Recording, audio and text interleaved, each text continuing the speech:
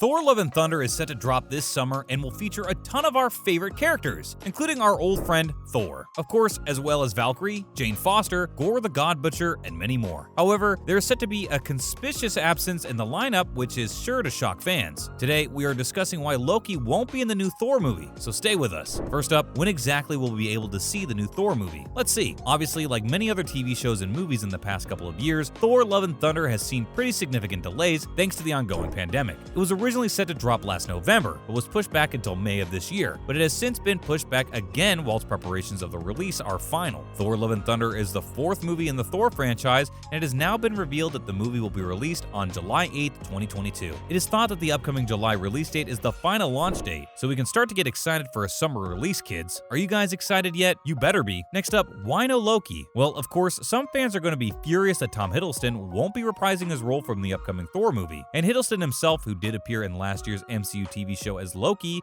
was on hand to explain why the character wouldn't be appearing in the newest installment of Thor. So what did he have to say? Well, when asked if the character could somehow turn up in the latest version of Thor, he said, "We have explored about as much as we can about these two brothers. We talked about the Thor movies as a family saga, and the diametric opposition between Thor and Loki, and duality and antagonism, being a book that perhaps should remain closed for the moment. So it sounds as though there's no chance at all of the character will be dropping in. And looking at the cast list for the movie, there's no sign of Hiddleston at all, which all but confirms he won't be around this time out." What do you guys make of Loki not appearing in Thor: Love and Thunder? Let us know below. So is that the end of Loki and Thor appearing together in the MCU? Let's discuss. Well, the jury's out as to whether or not Hiddleston's Loki will appear on screen with his brother, Thor, but the actor hasn't completely ruled a reunion out. He obviously said the book should remain closed for the moment, but it could be construed that the moment in question is simply this upcoming movie. There is probably nothing stopping Marvel from reuniting the pair, Loki and Thor, further down the line, especially with the inception of the Marvel Cinematic Multiverse. We can pretty much bank on other MCU, MCM projects having all sorts of crossover events and characters turning up where they might not have been in the past, which is basically a free-for-all for any character to pop up anywhere. So of course, this almost guarantees that Loki and Thor will cross paths again somewhere down the line, and this transformation from MCU to MCM could in fact take place after Doctor Strange 2, depending on the events of that particular movie, which is out this weekend by the way, but it remains to be seen how Thor would take the re-emergence of his brother, so for now, we will just have to make do with the TV series. Whilst the powers that be figure out if Loki will be joining us for any more adventures further down the line, do you guys think we will see two brothers on screen again? Let us know below. Taika Waititi has stopped in to discuss Gorr the God Butcher next. Stay tuned. As well as we know by now, the main villain in the upcoming Thor movie is Gorr the God Butcher, who will be making his Marvel Cinematic Universe debut when the fourth Thor movie drops this summer. And of course, the character is played by Hollywood icon Christian Bale, who won an Oscar for his performance as the drug-addled Dickie Eklund in 2011 movie. But Gorr the God Butcher will be his first appearance at anything superhero-related since 2012's Dark Knight Rises, so fans will be eager to see what he does with the character. And the film's director Taika Waititi has been speaking about Bale recently, saying that his performance in the upcoming movie is probably the best villain that Marvel's ever had, which is huge praise indeed when you think about some of the villains that have come before him. And Waititi, who also directed Thor Ragnarok in 2017, also spoke on how the title character Thor is going through what he has described as a midlife crisis. And it will seriously be interesting to see what Waititi has done with Hemsworth's Thor and Bale's Gorr. Are you guys looking forward to seeing Bale in this one? Let us know your thoughts below. Next up, is the movie set to show a change of direction for Thor? Some people have suggested that the upcoming flick will portray the titular Thor as a little less manly than we have come to expect from him, so it will be interesting to see if these rumors are correct. It is thought that we will see Thor quit his role an all-around badass and superhero when the film drops this summer, if the trailer and film synopsis is to be believed, and Waititi himself even made mention of a middle crisis. He is apparently on a mission to find inner peace and will have to be coaxed back to action by the Guardians of the Galaxy, but it's probably not too surprising, since we have known for quite some time that this one will push Natalie Portman's female Thor character, who is also Thor's ex, into the limelight much more. But the good news is that Bale's Gorr will force Thor out of retirement, so hopefully his inner peace doesn't last too long. The official synopsis reads, the film finds Thor on a journey unlike anything he's ever faced, a quest for inner peace, but his retirement is interrupted by a galactic killer known as Gorr the God Butcher, who seeks the extinction of the gods. To combat the threat, Thor enlists the help of King Valkyrie, Korg, and ex-girlfriend Jane Foster, who, to Thor's surprise, inexplicably wields his magical hammer, Mjolnir, as the mighty Thor. Together, they embark upon a harrowing cosmic adventure to uncover the mystery of the God Butcher's vengeance and stop him before it's too late. Sounds cool. So what else do we know about the cast? Well, of course the movie is set to bring along a star-studded cast for the ride, and as well as aforementioned Hemsworth and Bale, we are also set to see director Taika Waititi reprise his role role as Korg from Endgame. Tessa Thompson will also be stopping by to reprise her role as Valkyrie, the king of New Asgard, and it is thought that the character will be bisexual, which will be addressed in the upcoming film. And Natalie Portman, star of movies such as Hesher and the other Boleyn girl, will be returning as Jane Foster, who, as we mentioned above, who used to date the titular character. She hasn't been seen in the MCU since The Dark World, so it will be interesting to see her character return. Jamie Alexander will also be reprising her role as Lady Sif, and in addition to all these stars, we are set to welcome the Guardians of the Galaxy crew to the table for their first appearance in a Thor film. Chris Pratt, Vin Diesel, Karen Gillan, Dave Bautista, Bradley Cooper, and Pom Klementieff will all be joining the cast, which should shake things up a bit. There's also a couple of superb cameos in the form of Hollywood icons Matt Damon and Russell Crowe. We cannot wait for this one. And finally, we're discussing the recently released promo art for Thor: Love and Thunder. Stay tuned. As we know, the trailer has recently dropped for the next Thor film, but Marvel has also this week dropped more promo art for the movie. It gives fans a much more in-depth look into Hemsworth's Thor, Portman's Mighty Thor, and even Waititi's Korg, who bears a striking resemblance to a wildling from Game of Thrones. He is also sporting his laser rifle and a pretty slick-looking mustache, as well as his ram's head belt. Of course, the promo art features the characters in cartoon form, and along for the ride is also Meek, who is sporting a new look, kitted out in a new checkered suit, as well as his scary knife hands. You can find the images of Marvel's MCU Facility Twitter account. What have you guys made of the new images? Are you looking forward to watching this one at the theater when it finally drops this July? As always, thanks for joining us today, and remember to swing by next time for some more fun and games. And also, why not do us a solid by liking and sharing today's video, as well as subscribing to our channel so you don't miss out on any great content going forward. Bye guys!